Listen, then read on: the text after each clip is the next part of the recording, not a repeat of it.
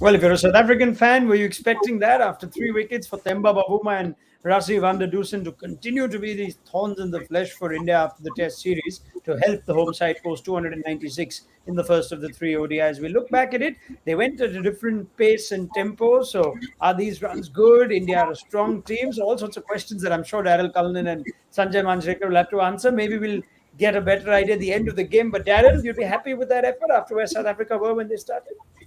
No doubt. I mean, popular opinion was that anything close to 250 would have been a good score. But there was a dramatic shift. And I think South Africa will feel, look, from a batting perspective, we've done the job. It's now up to the bowlers to finish India off. 200-run partnership and two different ODI centuries, weren't they, in terms of tempo, pace, fluency, the gears as well. Sanjay, how would you sum them up? Quality as well. Uh, Hmm. yeah, I mean, this is the first time I've had a really good look at Rassi, and he looks exceptional. There's no doubt about whose influence he's had on his batting. There are shades of that person, that batter from South Africa when he's batting. And any player, who can go at run a ball or even more without really being obvious when he started off the innings. It didn't look like he was looking to attack too much, but easily going at over run a ball, and seems to have two or three different options for one delivery. Was good against spin as well as pace, and in the end, that could be maybe the feat that India will have to sort of match to win this game. Otherwise, what Bavuma did and the others did, I think is still manageable for India. They'll have to maybe compensate for the effort of Rassi, the way he batted today. Exceptional. Yeah, let's talk about Rassie van der Dusen, and who's quietly gone on in his international career. He doesn't necessarily grab headlines, Daryl, but here's a guy now who's averaging in excess of 70 after this innings in ODI cricket. Jury might still be out on where he stands as a test batter with about an average of 30 in 13 tests or so. Has a good one day, has a good T20 record. Seems like this is the format for him, isn't there? Correct me if I'm wrong. He gets the gears right, likes to bat long, he can really go hard. And today he went at a strike rate of 100 pretty much consistently. That is his format. Now, that's how he came into reckoning, was on his one-day format domestically in South Africa. But Sanjay speaks about that ability of his against spin, and that would have been a worry, no doubt, for South Africa coming into this match in the one-day series. How do we nullify India? And his ability, you felt there was a momentum shift when he got that sweep out. He first went behind point, and then he upset the bowlers, in particularly Chahal, in terms of his lines and the pace that he was bowling, and again the length. So I thought that was very, very smart from him. But he's always been a very composed sort of player. That has been his greatest strength. He hasn't just got the record at test level, but I'm very pleased for him. Because in that middle period there, against this sort of attack who offer you variation, you need a cool, calm head and a guy that's got the ability to get going against the spinners. And importantly, he can accelerate towards the end. I mean, to finish with 129 with a strike rate of 134, I mean, that's good going. That any batsman in the world would be happy with that. Hmm.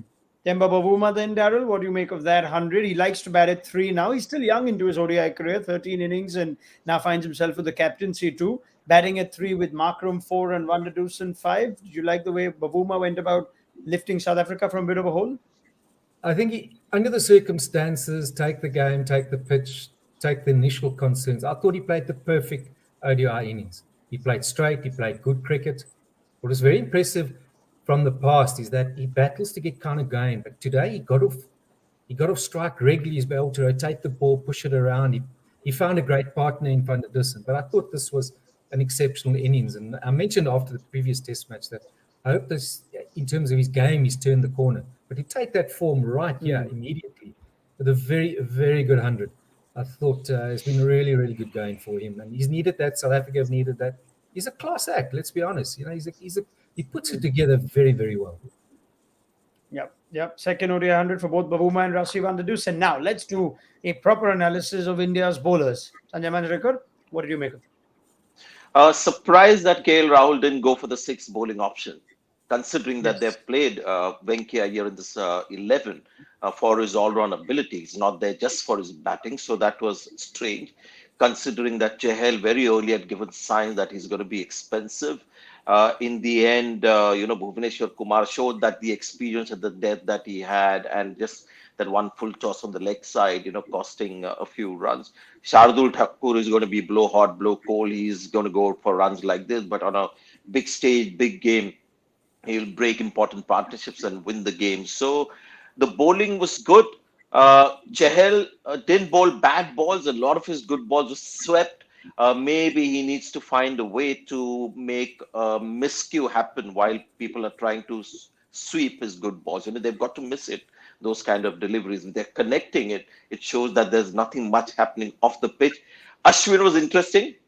I was delighted Hmm. to see Ashwin bowl like a proper test bowler. There was flight to Quinton de Kock. There was the off spinner. And I thought, wow, Rahul Dravid, the new coach, has got Ashwin to do something that we haven't seen for the last so many years. And if he bowls in that fashion, I'm going to be a big supporter of Ashwin in this one day format as the spinner. But then, post 4 overs, we saw the Ajanta Mendis and Ashwin come out. So in the end, uh, India would be slightly disappointed with their overall bowling effort. Before I get Daryl's thoughts, this obsession almost, or this reluctance to give Venkatesh Iyer a ball, we discussed it even through the T20Is in England. He's playing essentially to give the captain of the Indian team the luxury of an extra bowler. You think today was tailor made for him to at least have a couple of overs? Who knows, it could have been his day. Can you find any reason as to why KL Rahul didn't go that way, Sanjay? Well, I don't know. Maybe he just wants to sort of allow people like Chahel and all to come back. Whether he is a young captain, and these are guys who are quite seasoned people like Chahel, and sometimes the captain feels if I take him off the attack, it's like a confirmation that you had a bad day and you don't give him an opportunity to come back. Maybe he felt that obligation, but he should have remained pretty clinical about it. There was definite case to have Venki Iyer bowling 4 or 5 overs, especially when you have somebody like Bavuma who doesn't have the power to get somebody like him at his pace on this kind of a pitch. So yeah, I think it's a valid question to raise as to why the six bowler wasn't used, considering that couple of them were going to the cleaners. Daryl, your summation of India's bowlers, it looked quite easy once Babuma and Van der Dusen got their eye in. look, they only went for, on my count, 22 boundaries, five, four, five sixes. A lot of runs were scored in ones and twos and threes. So I don't think they were too far off their mark. But I think there definitely was a captaincy error. You had to give Iyer a chance. As Sanjay mentioned, keeper standing up, taking the pace off. If anything, I thought they didn't take the pace off the ball enough. And often the bowlers need that captain or the keeper's input to say, right, what can we do different? And let's not forget what the captain had to say. We had to try combinations. We're looking at this series to see how guys go. Yeah, you got to go on debut. The rest, aren't getting your wickets again at 5 and over. Give him the ball. Surely he was due for a couple. The argument would also be made there for Sanjay, like you point out, if you're not going to bowl Venkatesh Iyer, then you'd rather play who you think is the better batter, unless he's only there if one bowler pulls up as an insurance. You, in your preview to this game, even suggested Venki Iyer should open the batting. We may not see that, but could you see a place for him doing that at some point? If he's going to play in this team, then he might as well open because that is how he made a name for himself. There's something special about him at the top of the order. And nobody does that anymore. Nobody exploits the field when you've just got two fielders outside the circle. We know what Dhawan can do. Over the years, Yeah. we've seen that approach. And he's, as I said, he's always there for India to call upon when there is a need. But it's an exciting idea to have somebody like a Venki Iyer, especially in a run chase like this. So the batter that Venki Iyer is, I think you make more of a use of Venki Iyer at the top of the order, opening the innings, rather than batting down in number 6 or 7, which is not easy in 50 overs cricket. So I'd rather have him do that. But now, because Dhawan is playing, you can understand that happening. But not giving him a bowl at all is, I think, hard to Yeah. understand. We could have been excited about Venkatesh Iyer opening the batting if KL Rahul wouldn't have confirmed on the eve of this game that he's going to open himself. Now, we didn't bring this up in the pre-show because India were bowling, Sanjay, but the numbers are great for Rahul in the last couple of years. A lot of those runs in ODI cricket have come batting at 5 because they don't want to keep changing his role, I'm guessing. When Rohit Sharma is fully fit and available, Virat Kohli sometimes plays, sometimes doesn't. But when he does, you know that the top order is crowded. Rahul's going to be opening right now. Is that a wise decision looking at the short term just for this series, or do you think he should have stuck to number 5? See, he made that statement saying that he'll be opening in the matches, but also said that, who knows, going forward, the personnel, he also said that the toss won't change as much, but the ideas, how to use them might change. And I think it is a very, it's almost like a pressure that the Indian team will carry, that having Venki Iyer in the team and not, try to exploit his prowess at the in the first 10 overs with the field restriction is an opportunity that's hard to ignore.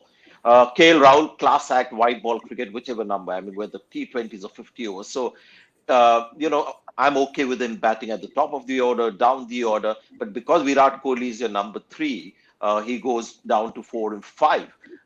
So, so the only thing was whether Dhawan should have played in this series, considering the importance of the series. I mean, no points, right? So, yeah.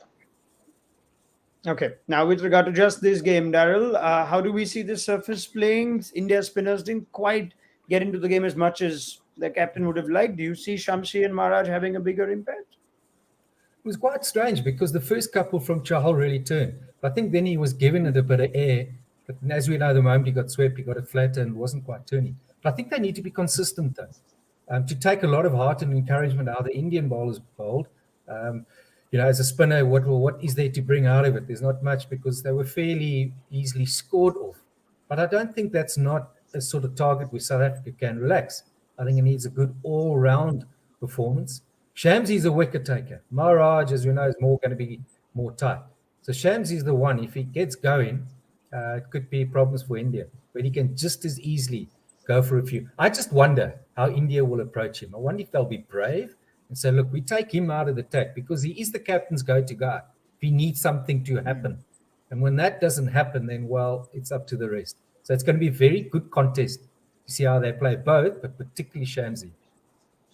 Do you see perhaps a Rishabh Pant being used judiciously here today, Sanjay? Looking at the 2 left-arm spinners that they have, and maybe India try and go hard at this target, or look to build. There's a new look to that lower middle order. There's no Hardik Pandya around anymore. What would you like to see from India? See, because this is an afternoon game now, if it was lights on and due factor and stuff like that, India would have stuck to the traditional method of getting there because they have the ability. But I feel they are a batter short with Rishabh Pant batting at number 5. So there is a possibility that they might do something like that. But I think it's about just waiting and seeing. I think this pitch has played a lot better, or at least we've got the perception that it hasn't been as dry or hasn't turned because of the way the Indian spinners bowl. So maybe wait and watch, see how the pitch behaves. If it's going to be tough for the main batters with their traditional approach getting to the target, they might just try and do something like that. Okay, well, let's pick this up at the end of the game. Anyone came for a prediction? Daryll, Cullinan, are you willing to give me one? South Africa to defend this? I think it's still India's game if they bat well. They scoring runs, if you play properly, it's on. But 250 hasn't, I think, been chased down yet. So I think if South Africa, if Shamsi bowls well and Maharaj bowls well, they've got the wicket takers. But I'm not calling a winner at this stage. All right, fair enough. And Sanjay Manjrekar hates these prediction questions, so I'm just going to. I think Rassi may have just taken that match away with the way he played away from India. He could be the difference. I tell you what, this is a mid-innings show. We're not going to discuss the number of days that Virat Kohli's gone without an international 100. And let's see if it's there to discuss at the end of the game then, because then it'll be fun. Let's pick up the chat with Sanjay and Daryll. At the end of it all, it's a good score, 296. India is a strong batting unit. They back themselves in chases. So watch out for what should at least promise to be a close contest. And we'll pick up the chat at the end with Sanjay and Daryll on ESPN Cricket for Matchday.